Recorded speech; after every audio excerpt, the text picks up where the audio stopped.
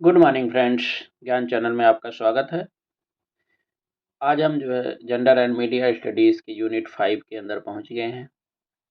इसमें हम कवर करेंगे women in journalism and media profession, gender equality in media organisations, media as a tool in the crusade of women's education, media in ICT. इसके अलावा women's labour issues, discriminatory wages, changing working condition और workplace related issues. तो ये सारा cover करेंगे तो हमारा ये पूरा पेपर कवर हो जाएगा। चलिए शुरू करते हैं आज का class. Women in journalism and media profession. तो वुमेन बहुत ही सिग्निफिकेंट इनका कंट्रीब्यूशन है जर्नलिज्म और मीडिया के फील्ड में। आप ये हिस्ट्री बैकग्राउंड देखेंगे तो पहले से ही इसका काफ़ी जो है इनका सिग्निफिकेंट कंट्रीब्यूशन रहा है, डिस्पाइट बहुत सारे चैलेंजेज और बैरियर्स पहले के टाइम पे होते हुए भी। तो हम की पॉइंट्स हैं जिनके ऊपर हाईलाइट करेंगे। पायनियरिंग जर्नलिस्ट, बहुत सारे जर्नलिस्ट आप देखेंगे पुराने बहुत ही पायनियरिंग जर्नलिस्ट थे इन्वेस्टिगेटिव जर्नलिज्म में, और एक्सपोज करने में बहुत सारी कंडीशन को, मेंटल एसिलेंस और बहुत सारे जो है अलग अलग तरह के जो है चीज़ों को, इश्यूज हैं उनको सामने लाने में जो है बहुत सारे जर्नलिस्ट ने काम किया है। अगर हम बाहर की कंट्रीज़ की बात करें तो नेली ब्लाई थी, 1864 से 1922 के टाइम पे उनका था। तो वो बहुत ही बड़ी जो है इन्वेस्टिगेटिव जर्नलिस्ट थी, बहुत ही डेयरिंग जर्नलिस्ट थी। बहुत सारे जो है कंडीशंस, मेंटल एसिलम्स, इन सब चीज़ों के ऊपर उन्होंने काफ़ी कवर किया है। इसी तरह से इडा बी वेल्स, ये भी जो है आप वही उसी सेम पीरियड में आप समझ लीजिए कि एक अफ्रीकन जो है अमेरिकन इन्वेस्टिगेटिव जर्नलिस्ट थी और सिविल राइट एक्टिविस्ट। उन्होंने बहुत सारे कैंपेन्स, लिंचिंग के कैंपेन्स वगैरह जो है यूनाइटेड स्टेट्स में काफ़ी कवर किए हैं।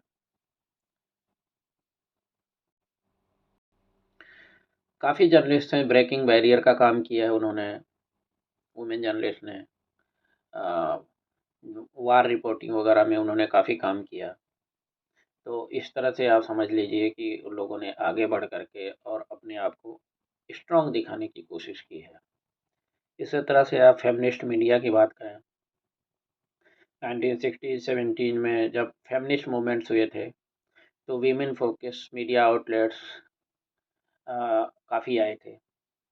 उनके अंदर काफ़ी जो है वुमेन का पूरा जो है उन्हीं का ही कंप्लीट कंट्रोल भी हुआ था।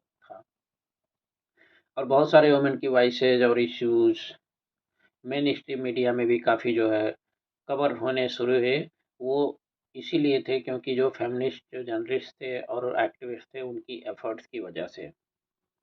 रिप्रेजेंटेशन एंड डाइवर्सिटी की अगर बात करें तो वुमेन जर्नलिस्ट ने डाइवर्सिटी दिखाने में और अपने आप का रिप्रेजेंटेशन न्यूज़ रूम्स के अंदर, इसके अलावा women of colour, LGBT class individuals, ये जो अंडर रिप्रेजेंटेड ग्रुप हैं उनको सबको जो है उनको भी उसके अंदर ज़्यादा से ज़्यादा शामिल किया जाए, इसके ऊपर काफ़ी एडवोकेसी की है उन लोगों ने। डिजिटल मीडिया में अगर हम बात करें, डिजिटल मीडिया, ऑनलाइन जर्नलिज्म एक बहुत ही एक समझ लीजिए कि वुमेन के लिए नई अपॉर्चुनिटी लेके आई है, जिसमें वो अपनी वॉइस को इंडिपेंडेंटली रख सकती हैं, ब्लॉग्स बना सकती हैं, पॉडकास्टिंग कर सकती हैं। तो इस तरह से जो है ग्लोबल ऑडियंस तक पहुंचने में उनको काफ़ी हेल्प हो रही है। जो चैलेंजेज हैं अ, उनको जो है डिस्क्रिमिनेशन, अनइक्वल पे और लिमिटेड अपॉर्चुनिटीज़ एडवांसमेंट के लिए, इन सब ये चैलेंजेस पहले से रहे हैं। जेंडर बयास और हैरेसमेंट परसिस्टेंट इश्यूज रहे हैं। तो इनको सबको हालांकि समय के साथ धीरे धीरे इनमें काफ़ी कमी देखी जा रही है। मी टू मूवमेंट्स 2017 में बहुत ज़्यादा मोमेंटम इसका हुआ था। तो इसमें जो है स्पेशली जो वर्क प्लेसेस और में जो है सेक्सुअल हरासमेंट के केसेस जो होते थे उन सबको हाईलाइट किया गया था। बहुत सारे वुमेन जर्नलिज्म में हैं वो भी सामने आई थी अपनी स्टोरीज़ के साथ, और इसमें अंदर काफ़ी चेंज करने के लिए भी काफ़ी उन्होंने एडवोकेसी की थी। Awards and recognition, women journalist और मीडिया प्रोफेशनल्स को बहुत सारे अवार्ड्स मिले हुए हैं उनके काम को प्रशंसा करने के लिए। पुलित्ज़र प्राइजेस वगैरह में भी काफ़ी जो है वुमेन को मिला हुआ है, पीबॉडी अवार्ड्स, एमी अवार्ड्स, इनमें सब में जो है काफ़ी वुमेन को भी अवार्ड दिया गया है। एडवोकेसी एंड एक्टिविज्म, बहुत सारे वुमेन जर्नलिज्म में प्लेटफॉर्म का इस्तेमाल करके सोशल और पॉलिटिकल चेंजेस को एडवोकेट किया है। जो जेंडर इक्वलिटी से रिलेटेड इश्यूज हैं, human rights issues, environmental justice, इनके ऊपर काफ़ी जो है इन्होंने फोकस किया है। लीडरशिप रोल्स, वुमेन जो है लीडरशिप पोजीशंस में बहुत तेज़ी से आगे बढ़ती जा रही हैं। Editors in chief, publishers, CEOs, इस टाइप के रोल्स में अभी वुमेन भी काफ़ी देखी जा रही हैं। काफ़ी प्रोग्रेसेस मिल गए हैं, लेकिन फिर भी बहुत सारे चैलेंजेस जेंडर इक्वलिटी से रिलेटेड और रिप्रेजेंटेशन अभी भी जर्नलिज्म और मीडिया इंडस्ट्री के अंदर हैं।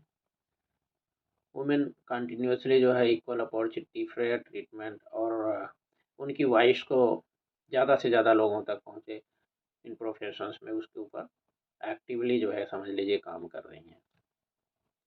नेक्स्ट अभी बात करेंगे जेंडर इक्वलिटी इन मीडिया ऑर्गेनाइजेशंस। जेंडर इक्वलिटी इन मीडिया ऑर्गेनाइजेशन में बहुत ही इम्पोर्टेंट और कॉम्प्लेक्स इशू आज भी है। बहुत सारे इम्प्रूवमेंट हुए हैं, बहुत सारे चेंजेज आए हैं, डिस्पैरिटीज फिर भी लेकिन अभी थोड़ा बहुत आप देखेंगे कि एग्जिस्ट करती है। तो जो की एस्पेक्ट्स हैं उनके ऊपर हम बात करेंगे, जैसे कि लीडरशिप पोजीशन। बहुत सारे लीडरशिप पोजीशन हैं, उनके अंदर आप देखेंगे कि मीडिया ऑर्गेनाइजेशन में अभी भी थोड़ा सा एक फीमेल लीडरशिप, न्यूज़ रूम में डिसीजन मेकिंग, कल्चर और कंटेंट में प्रायोरिटी, इन सब चीज़ों पे अभी भी थोड़ा सा जो है और काम करने की ज़रूरत है। वेज गैप की अगर हम बात करें, बहुत सारे मीडिया ऑर्गेनाइजेशंस में आप देखेंगे कि वेज गैप भी है अभी भी। वुमेन को कम दिया जाता है मेल काउंटर पार्ट्स की तुलना में सिमिलर रोल और रिस्पॉन्सिबिलिटी करने के लिए। तो ये जनरली इसको इस तरह से फॉलो किया जाता है निगोशिएशन प्रैक्टिसेस में, करियर प्रोग्रेशन और सैलरी डिसीजंस में जो है बयास दिखा करके उनको जो है ऑफ़र ही कम किया जाएगा। तो उनको अगर काम करना है, जुड़े रहना है, तो थोड़ा सा कंप्रोमाइज़ करने की ज़रूरत पड़ जाती है। न्यूज़ कवरेज में रिप्रेजेंटेशन की अगर बात करें, तो न्यूज़ कवरेज में जेंडर बयास इम्पैक्ट करता है पोर्ट्रेयल ऑफ वुमेन के अंदर। वुमेन को स्टीरियोटाइप जो है मीडिया कंटेंट में दिखाया जाता है, जैसे कि पॉलिटिक्स, बिजनेस, स्पोर्ट्स के एरिया में। ये जेंडर स्टीरियोटाइप को रिइंफोर्स करने की काम करता है और साथ में वुमेन का जो एडवांसमेंट इन फील्ड्स में है उसको भी एक तरह से समझ लो हिंडर करने का काम करता है। Newsroom culture, media organisation newsroom culture से रिलेटेड इश्यूज़ के ऊपर अभी भी स्ट्रगल कर रहे हैं। वर्क प्लेस हैरेसमेंट, सेक्सिज्म और डिस्क्रिमिनेशन की चीज़ें अभी भी सामने आ रही हैं। तो इनकी ये जो है क्या है, एक हॉस्टाइल इन्वायरमेंट बनाते हैं और वुमेन को जर्नलिज्म और मीडिया के अंदर अपना करियर परस्यू करने के लिए डिस्करेज भी करते हैं। Coverage of gender issues, media coverage gender related topics, women's issues को इनकॉन्सिडेंट जो है होते हैं। कभी कभी आप देखेंगे बहुत सारे मीडिया आउटलेट्स हैं, इन इश्यूज को प्रायोरिटाइज भी करते हैं। तो एक बैलेंस और रिस्पॉन्सिव रिपोर्टिंग अगर किया जाए तो जेंडर इश्यूज को जो है सामने ला करके और जेंडर इक्वलिटी को प्रमोट करने में काफ़ी मदद मिल सकती है। Lack of diversity, gender inequality बहुत सारे फॉर्म के इनइक्वलिटी से जैसे कि रेस, एथनिसिटी, सेक्सुअल ओरिएंटेशन, इन सब चीज़ों को इंटरसेक्ट करती है। मार्जिनलाइज्ड कम्युनिटी से जो वुमेन हैं उनको greater barriers of discrimination media organisations में दिखाई पड़ती है।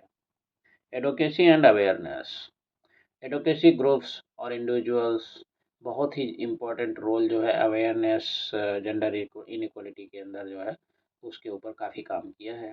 बहुत सारे मूवमेंट जैसे me too, organisation like women's media centre, इन्होंने बहुत सारे इश्यूज़ को हाईलाइट किया है, इसको स्पॉटलाइट में डाला है ताकि उसमें अंदर चेंजेस आ पाएँ।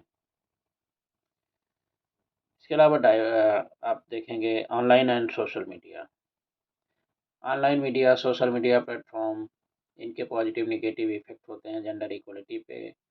ये अपॉर्चुनिटीज़ भी वुमेन को प्रोवाइड करते हैं, उनकी वॉइसेस को सुनने, लोगों तक पहुंचाने में, उनकी स्टोरीज़ को शेयर करने में, इंडिविजुअल्स को एक्सपोज करने में, जो ऑनलाइन हैरासमेंट और अब्यूज़ का शिकार होती हैं, उसकी शिकार होती हैं। पॉलिसी और लेजिस्लेशन की अगर हम बात करें, तो बहुत सारे कंट्रीज़ में बहुत सारे लेजिस्लेशन पॉलिसीज़ जो है इनैक्ट की गई हैं, ताकि जेंडर इक्वलिटी को प्रमोट किया जाए मीडिया ऑर्गेनाइजेशन में। तो इसके अंदर जैसे कि वुमेन के लिए एक प्रॉपर जो है लीडरशिप पोजीशंस में एक कोटा बनाया गया है, और पे में काफ़ी ट्रांसपेरेंसी लाई गई है कि सबको इक्वल पे, ताकि उनको मिल पाए अगर इक्वल काम कर रहे हैं तो। इस तरह से जो जेंडर इनइक्वालिटी के इश्यूज़ को है मीडिया ऑर्गेनाइजेशन के अंदर, इनको एड्रेस करना रेगुलरली बहुत ही ज़रूरी है। ये विद इन इंडस्ट्री और पूरी सोसाइटी के अंदर होना बहुत ज़रूरी है। इसमें जो है इंक्लूज़न का कल्चर, डाइवर्सिटी को सपोर्ट करना हर एक लेवल पर, फेयर पे प्रैक्टिसेस प्रमोट करना, और न्यूज़ कवरेज को ये इंश्योर करना कि ये अनबियास्ड हैं, एंड सारे वॉइसेस और एक्सपीरियंसेस का उसके अंदर रिप्रेजेंटेशन है। तो इसकी कंटिन्यूड एडवोकेसी, अवेयरनेस और अकाउंटेबिलिटी बहुत ही ज़रूरी है, ताकि इस फील्ड के अंदर आप काफ़ी जो है प्रोग्रेस ला पाएँ। नेक्स्ट हम बात करेंगे media as a tool in the crusade of women's education. Media एक बहुत ही क्रूशियल रोल प्ले करती है वुमेन के एजुकेशन के ऊपर, और ये जेंडर इक्वलिटी को एजुकेशन के अंदर बढ़ावा देने में भी काफ़ी हेल्पफुल है। बहुत सारे तरीके हैं जिसमें जो है ये मीडिया कंट्रीब्यूट कर सकती है। रेजिंग अवेयरनेस, लोगों को जो है अवेयरनेस लाना, newspaper, magazines, television, radio, digital media, इन सब के द्वारा कि गर्ल्स का क्या इम्पोर्टेंस है, वुमेन एजुकेशन का इम्पोर्टेंस है, इसका क्या बेनिफिट है सोसाइटी में, और उनका health, economic opportunity, social development में इनका सबका क्या महत्व है। तो ये सारी चीज़ें जो है अगर आप हाईलाइट, उनका अवेयरनेस बढ़ाना, ये बहुत ही मीडिया जो है अच्छे से करती है। नेक्स्ट है storytelling and role models. Role models को सामने लाना, इससे काफ़ी लोगों को फ़र्क पड़ता है। एजुकेशनल प्रोग्रामिंग में आप जो है टेलीविज़न और रेडियो प्रोग्राम्स हैं, एजुकेशनल कंटेंट जो होते हैं वो गर्ल्स एंड वुमेन के ऊपर जो है टेलर्ड करना चाहिए उनको। और बहुत सारे range of subject, literacy, numeracy, vocational skills, entrepreneurship, और इस तरह से बहुत सारे लर्निंग अपॉर्चुनिटीज़ जो है उनको प्रोवाइड करनी चाहिए। सक्सेस स्टोरीज़ को डॉक्यूमेंट करना बहुत ज़रूरी है। इसके साथ एडवोकेसी और कैंपेन्स बहुत सारे जो चलते हैं, उनके अंदर उनको प्रमोट करने में मदद करना चाहिए।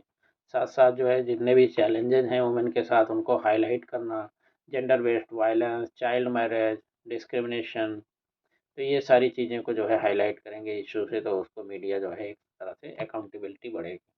Promoting digital literacy, digital literacy को प्रमोट करना, जैसे कि वुमेन और गर्ल के बीच में इंफॉर्मेशन का एक्सेस, डिजिटल स्किल्स, एजुकेशन और इकोनॉमिक एम्पावरमेंट के लिए बहुत ही ज़रूरी है। Promoting inclusive education, inclusive education बहुत ही ज़रूरी है, जिसमें डाइवर्स नीड्स गर्ल्स वुमेन के उसके अंदर शामिल करना, लोग जो डिसेबिलिटी वाले हैं या मार्जिनाइज्ड कम्युनिटीज़ हैं उनको भी शामिल करना बहुत ही ज़रूरी है। Public policy influence, media outlets public policy discussions, decisions education से रिलेटेड जो है उसको इन्फ्लुएंस करते हैं। गवर्नमेंट और इंस्टीट्यूशन को अकाउंटेबल बनाने का काम करते हैं, ताकि वो जेंडर इक्वलिटी के ऊपर एजुकेशन में और ज़्यादा से ज़्यादा अपना रोल निभा सकें। Engaging youth, media young people, चाहे वो लड़के हैं या लड़कियां, उनको सबको इंगोज इंगेज करता है बहुत तरह के डिस्कशंस में, जैसे जेंडर इक्वलिटी और एजुकेशन के अंदर है उन सब सब्जेक्ट के ऊपर। तो यूथ वॉइसेस बहुत ही पावरफुल एजेंट्स होते हैं चेंज के लिए, और इस तरह के जो एडवोकेसी एफर्ट्स हैं इसके लिए मीडिया एक तरह से समझ लीजिए कि प्लेटफॉर्म प्रोवाइड करता है। Partnerships, media organisations can collaborate with educational institutions. बहुत सारे जो है non profit organisation, government agencies हैं, ये वुमेन एजुकेशन को प्रमोट करने के लिए पार्टनरशिप करके और effective awareness campaigns, implementation programme के ज़रिए लोगों को जो है काफ़ी हेल्प हो सकती है। प्रोग्रेस को मॉनिटर करना बहुत ही ज़रूरी है, तो इस काम के लिए तो मीडिया बहुत ही अच्छा काम करती है, एक वॉचडॉग का काम करती है।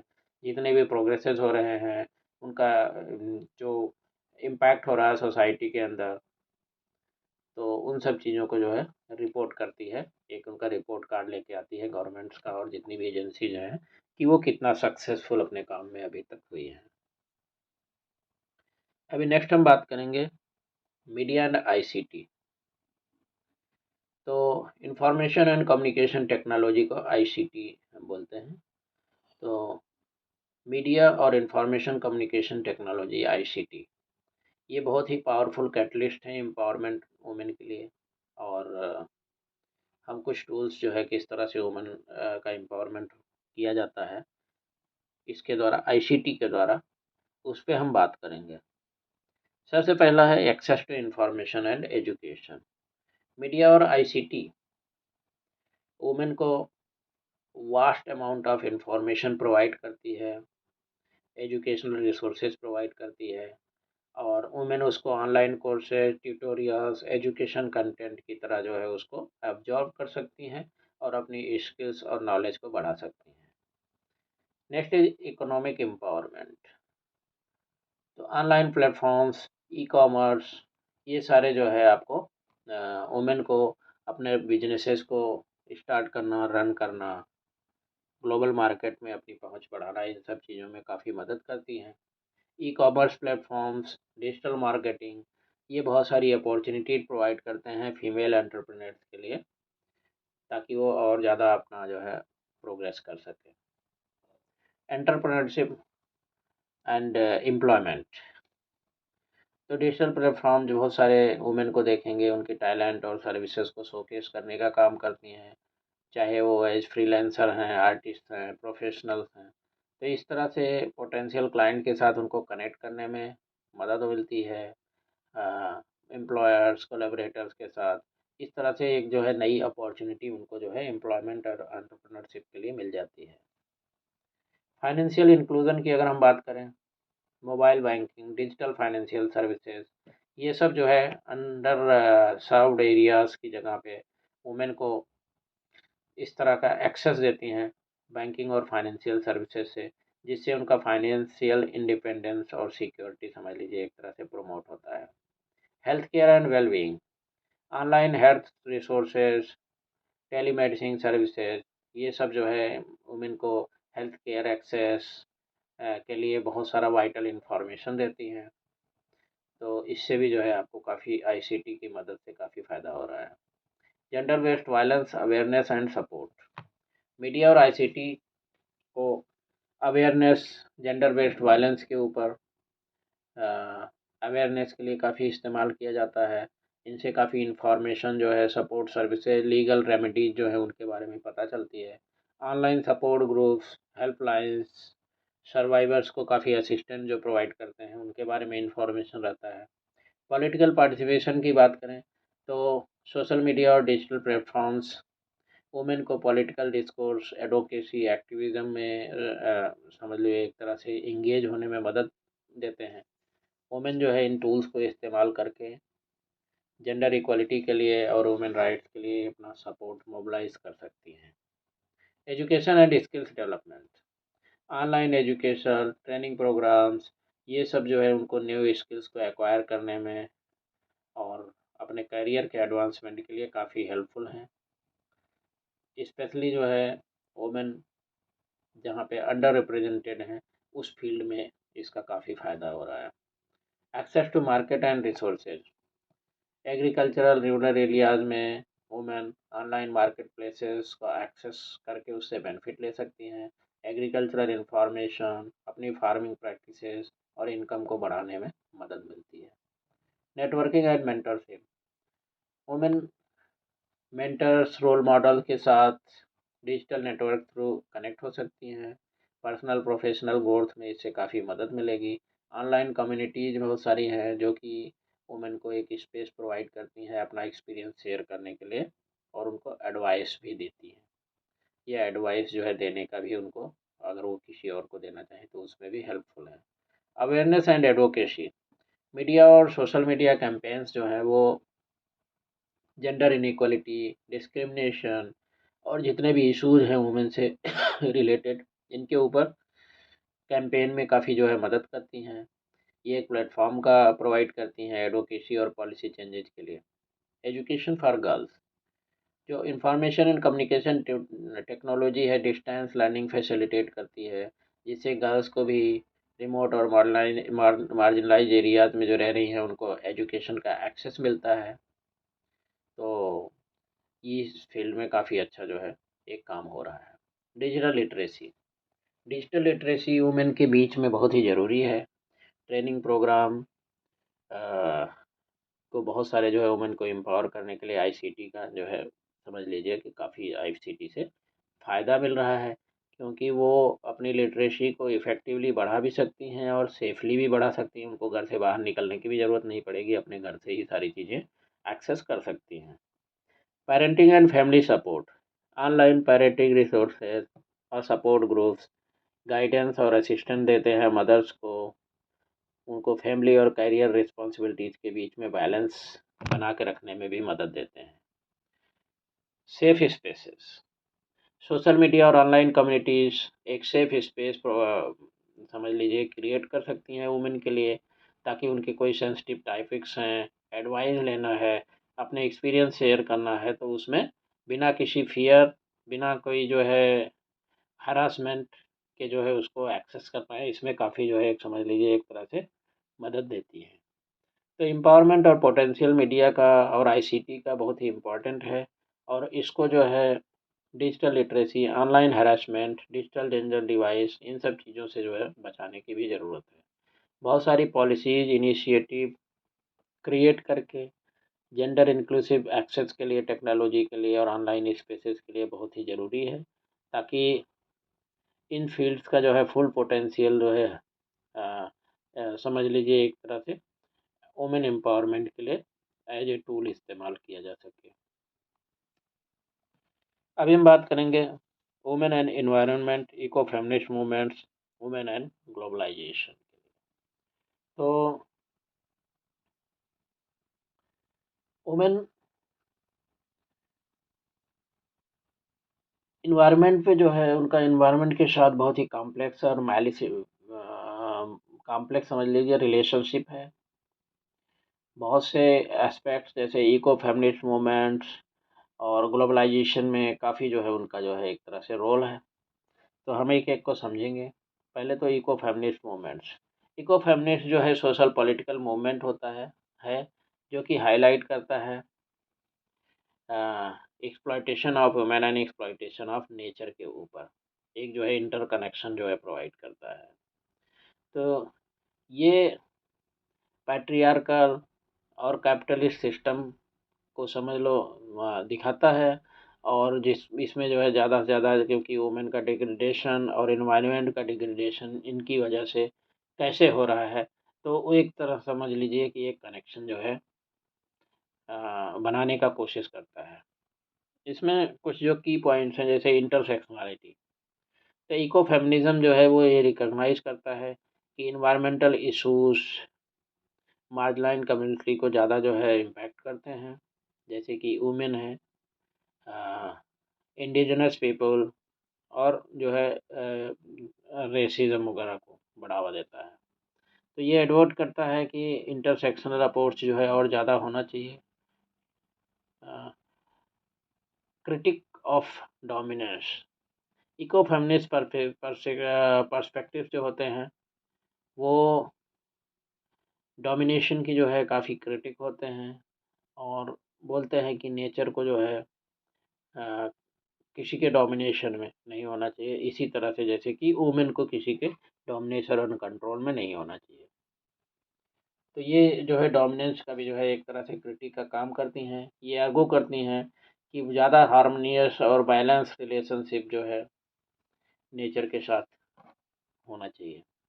Women as environmental stewards, eco feminist emphasise करती हैं कि जो कल्चरल और हिस्टोरिकल रोल्स हैं वुमेन का, जैसे केयर टेकर है, तो वैसे ही जो है इन्वायरमेंट का भी सेम इसी तरह से जो है होना चाहिए। वो बोलते हैं कि वुमेन को अगर एम्पावर किया जाएगा तो ज़्यादा से ज़्यादा इको फ्रेंडली प्रैक्टिसेस को जो है और सस्टेनेबल जो है समझ लीजिए प्रैक्टिसेस को बढ़ावा मिलेगा।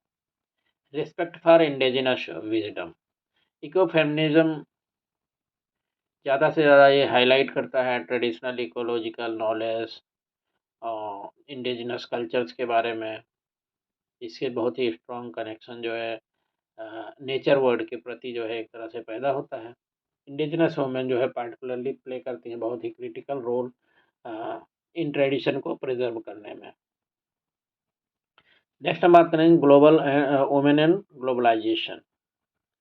तो ग्लोबलाइजेशन का प्रोसेस, इसके पॉजिटिव और निगेटिव दोनों इफेक्ट हैं वुमेन के रोल में, इन्वायरमेंटल कंजर्वेशन में और सस्टेनेबल डेवलपमेंट में। इकोनॉमिक अपॉर्चुनिटीज़ की अगर हम बात करें तो ग्लोबलाइजेशन ने इकोनॉमिक अपॉर्चुनिटीज़ लाई है, स्पेशली जो है एक्सपोर्ट ओरिएंटेड इंडस्ट्री जैसे टेक्सटाइल्स एग्रीकल्चर में। ये अपॉर्चुनिटीज़ एक्सप्लॉटिव लेबर कंडीशन को भी बढ़ावा देती हैं। अर्बनाइजेशन, जैसे कि ग्लोबलाइजेशन जो है अर्बनाइजेशन को लीड करता है, ज़्यादा से ज़्यादा वुमेन रूरल एरिया से अर्बन एरियाज़ में काम करने के लिए आ रही हैं। इस शिफ्ट ने जो है एनवायरमेंटल कंसेक्वेंसेस को बढ़ावा दिया है, जैसे कि इंक्रीज डिमांड फॉर एनर्जी और रिसोर्सेज जो है अर्बन सेंटर्स में। कंज्यूमरिज्म, ग्लोबलाइजेशन कंज्यूमरिज्म को बढ़ावा देता है और डिस्पोजेबल गुड्स का स्पेशली जो है ये कल्चर जो है समझ लीजिए कि बढ़ाता है। तो इससे इन्वायरमेंटल प्रॉब्लम्स और ज़्यादा बढ़ती हैं, जैसे वेस्ट जनरेशन और रिसोर्स का depletion. Women as agents of change, women को एज ए जो है एजेंट ऑफ चेंज रिकॉग्नाइज किया जाता है बहुत सारे जो है इन्वायरमेंटल चैलेंजेस को एड्रेस करने में। इनको ज़्यादा जो है फोर फ्रंट जो है specially community based conservation efforts में और सस्टेनेबल डेवलपमेंट प्रोडक्ट्स में जो है लाया जाता है। Women's rights and environmental sustainability, women का empowerment, improved access of education, health care, economic opportunities से जो है किया जा रहा है। ये इससे जो है improve family planning, lower berth rates, तो इन सब चीज़ों को भी साथ साथ जो है इससे इन चीज़ों को सपोर्ट मिल रहा है, जिससे कि अल्टीमेटली क्या होगा कि जब पॉपुलेशन कंट्रोल होगा तो आपके इन्वायरमेंट के ऊपर प्रेशर भी कम होगा। ग्लोबल एनवायरमेंटल एग्रीमेंट्स, बहुत सारे इंटरनेशनल एनवायरमेंटल नेगोशिएशंस और एग्रीमेंट्स हुए हैं, जैसे यूएन के framework convention on climate change. इन सब चीज़ों को ग्लोबल इन्वायरमेंट पॉलिसीज़ को चेंज करने में और शेप करने में बहुत ही क्रूशियल रोल प्ले कर रही हैं।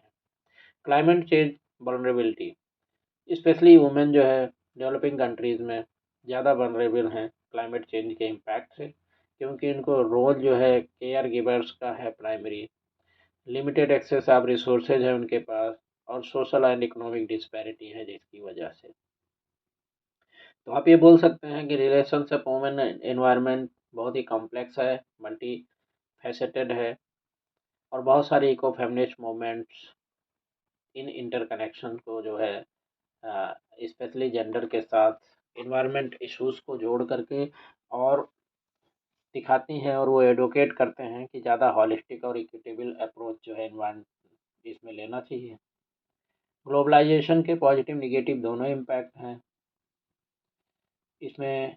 इन्वायरमेंटल सस्टेनेबिलिटी पॉलिसीज और इनिशिएटिव की ज़रूरत है, ताकि जो है इकोलॉजिकल रिस्पॉन्सिबिलिटी को जो है अच्छी तरह से वुमेन निभा पाएँ, अगर उनके रोल को और ज़्यादा एम्पावर किया जाए। अभी नेक्स्ट हम बात करेंगे वुमेन के labour issues, discriminatory wages, changing working condition and work place related issues. Women के अगर लेबर इश्यूज की बात करें तो बहुत सारे चैलेंजेस अभी भी हैं, काफ़ी समय से हैं, और ये वुमेन के इकोनॉमिक वेलबींग और ओवरऑल जेंडर इक्वलिटी के ऊपर दोनों के ऊपर इम्पैक्ट डालते हैं। जो कि एस्पेक्ट्स हैं उन पे हम बात करेंगे। सबसे पहले डिस्क्रिमिनेटरी वेजेस, तो जेंडर पे गैप जो है वो सेम वर्क के लिए सेम पोजीशन के लिए वो अभी भी कहीं कहीं पे दिखाई देता है। तो इसके अंदर ये discrimination, segregation, specially negotiation practices में इसको जो है हटाने की ज़रूरत है। ऑक्यूपेशनल सेग्रीगेशन, उनको ज़्यादा से ज़्यादा वुमेन को आप देखेंगे कि lower paying female dominated professions के अंदर डाला जाता है, जैसे care giving, education, clerical roles. तो ये लोअर वेजेज ऑफर ही करती हैं मेन डोमिनेटेड फील्ड की तुलना में, तो इसलिए उनको उनका वेजेज भी अफेक्ट होता है इससे। Discriminatory practices, hiring, promotion, salary distance के अंदर डिस्क्रिमिनेशन वेज डिस्पैरिटीज को कंट्रीब्यूट करता है। इसमें बयास भी वुमेन के अगेंस्ट दिखाई पड़ता है। आप देखेंगे स्पेशली जो मदर्स होती हैं उनको भी थोड़ा सा कैरियर एडवांसमेंट में प्रॉब्लम आती है, उनको हायरिंग में भी लोग काफ़ी जो है मतलब एक तरह से कम लोग हायर करना चाहते हैं। अनपेड लेबर की अगर हम बात करें तो वुमेन ज़्यादा से ज़्यादा काम अपना जो है एज ए अनपेड लेबर करती हैं, जैसे care giving, house hold work, जिसका कोई रिकॉग्निशन जो है नहीं होता है इकोनॉमिक टर्म्स में। नेक्स्ट हम बात करेंगे changing working conditions, informal and precarious work.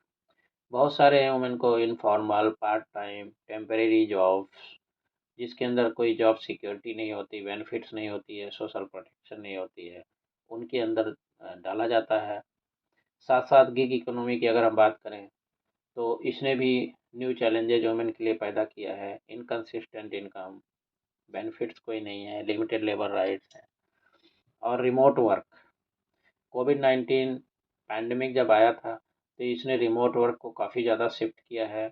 इसमें एडवांटेजेस भी हैं और डिसएडवांटेज भी हैं। एडवांटेज ये है कि बहुत ज़्यादा फ्लेक्सिबिलिटी है, और डिसएडवांटेज है कि जो है वर्क लाइफ बाउंड्री जो है बिल्कुल समझ लीजिए कि एक तरह से ब्लर हो चुकी हैं।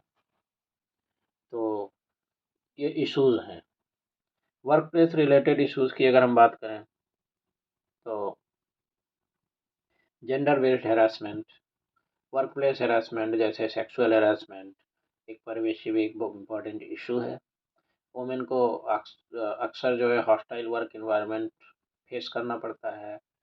इसमें साइकोलॉजिकल और प्रोफेशनल कॉन्सिक्वेंसेज इसके काफ़ी होते हैं। लैक ऑफ रिप्रेजेंटेशन, वुमेन को जनरली अंडर रिप्रेजेंट किया जाता है लीडरशिप और डिसीजन मेकिंग रोल्स में बहुत सारी इंडस्ट्रीज के अंदर। इससे उनका जो है पॉलिसीज को के अंदर एडॉप्शन और जेंडर इक्वलिटी को प्रमोट करने में एक तरह से समझ लीजिए कि रुकावट का काम करता है। Balancing work and family, women को जो है वर्क और फैमिली दोनों रिस्पॉन्सिबिलिटी के अंदर बैलेंस करने की ज़रूरत होती है, जिससे इनके करियर में भी काफ़ी बाधाएं आती हैं। काम के आवर्स भी रिड्यूज हो जाते हैं और करियर चॉइसेस भी काफ़ी जो है समझ लीजिए एक तरह से इन्फ्लुएंस होती हैं इसकी वजह से। Maternity leave and child care, access to maternity leave, affordable child care और फैमिली फ्रेंडली पॉलिसीज़, ये जो है ऑर्गेनाइजेशन के साथ साथ जो है हर एक वर्क प्लेस के हिसाब से जो है इसमें काफ़ी चेंजेस हैं, तो इनसे भी काफ़ी जो है इम्पैक्ट होता है। इसके अलावा हम लीगल प्रोटेक्शन और एडवोकेसी की अगर हम बात करें तो इक्वल पे लेजिस्लेशन, बहुत सारी कंट्रीज़ ने इसको डाला है। एंटी डिस्क्रिमिनेशन लॉज बहुत सारे हैं, वुमेन राइट्स ऑर्गेनाइजेशन बहुत सारी हैं, लेबर यूनियंस हैं। ये काफ़ी जो है इसको इम्प्रूव लेबर कंडीशन को एडवोकेट करना और इक्विटेबल पे वुमेन के लिए इसके ऊपर काम कर रहे हैं। नेक्स्ट अगर हम इंटरसेक्शनलिटी की बात करते हैं, जैसे वुमेन ऑफ कलर हैं, LGBTQ plus women, women with disabilities और दूसरे मार्जिनाइज्ड ग्रुप्स, ये लेबर मार्केट में इंटरसेक्शनल डिस्क्रिमिनेशन की वजह से कभी कभी देखेंगे चैलेंजेस काफ़ी फेस करती हैं। तो इस तरह के जो जितने भी इश्यूज़ हैं इनको एड्रेस करना और पॉलिसी चेंजेस लाना, work place initiatives, cultural shifts, इन सब चीज़ों में काफ़ी काम करने की ज़रूरत है।